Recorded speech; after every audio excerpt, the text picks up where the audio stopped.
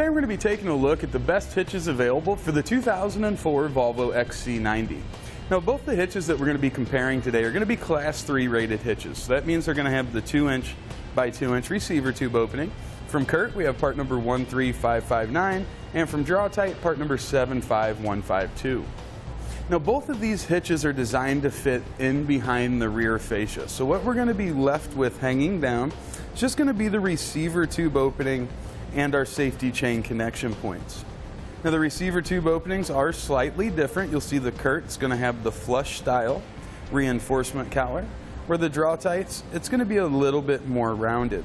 Also the safety chain connection points are different.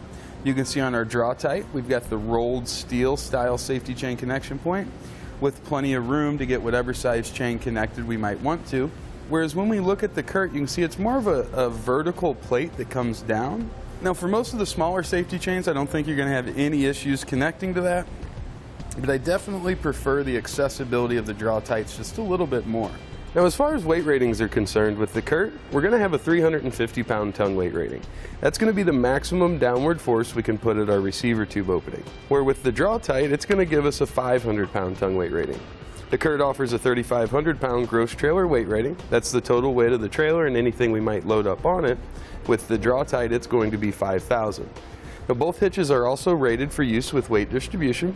The Draw-Tite and the Curt are going to have the same ratings at a 500 pound tongue weight rating and a 5,000 pound gross trailer weight rating.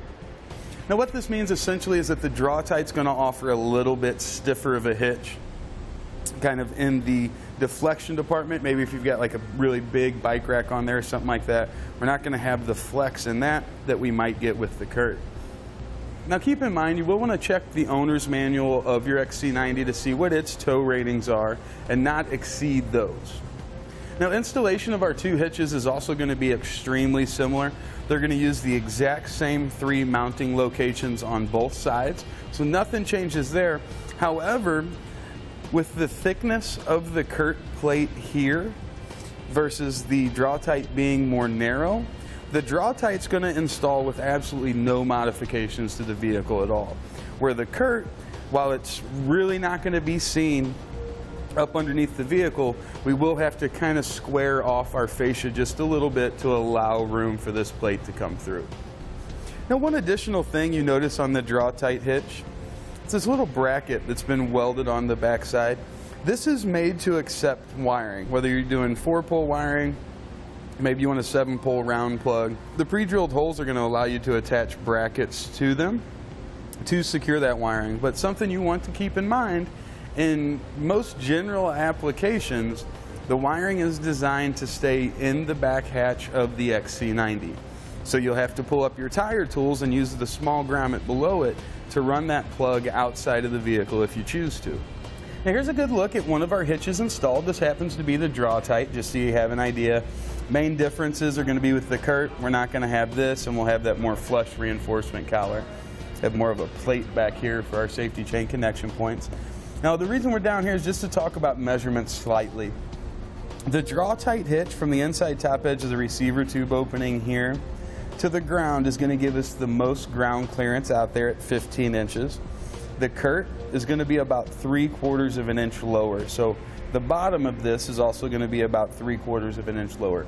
It's plenty of ground clearance. I don't think it's going to be that big of an issue for you. The other measurement I want to talk about is the center of the hitch pinhole here to the outermost edge of our bumper. With the Draw-Tite hitch, we're looking at about 6 inches. With the Curt hitch, we're going to bring that out about 1 3/4 inches. It's going to be about 4 1/4 inches. Now that's going to help out a lot when it comes to having space between like a folding cargo carrier maybe, or a folding style platform bike rack that folds up against the rear of the vehicle. That 1 3/4 inches can make a pretty big difference there in giving you the room you need to actually use it and be able to fold it up or not. Now let's do a quick summary to kind of firm up some of this information. When it comes to recreational usages, and recreational usages we're going to consider bike racks, cargo carriers, or any other Class 3 type accessory that might go on there to help you out with something. I think that the Draw-Tite is going to be the better in this situation because it does have that higher tongue weight rating, which, as we said before, that's going to eliminate some of the flex. Although if you are using a cargo carrier or a bike rack with a very short shank, That 1 3/4 that pinhole moves back will be a little bit of an advantage there, only in that situation though. I think with your 4 bike racks and your 5 bike racks or your bigger cargo carriers, the Draw-Tite's definitely going to be the way to go. Now when it comes to towing applications, if you're regularly going to be using the hitch for towing, again, we're going to go with the Draw-Tite. It just has the higher weight rating, the higher trailer weight rating.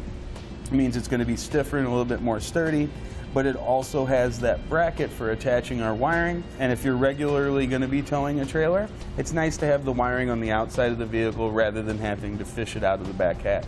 The last thing we'll look at is going to be the ease of installation. Now while both hitches are going to go in almost identically to one another, the Curt does require a small fascia cut, again giving the Draw-Tite the advantage. That's going to complete our look at the best hitches available for the Volvo XC90.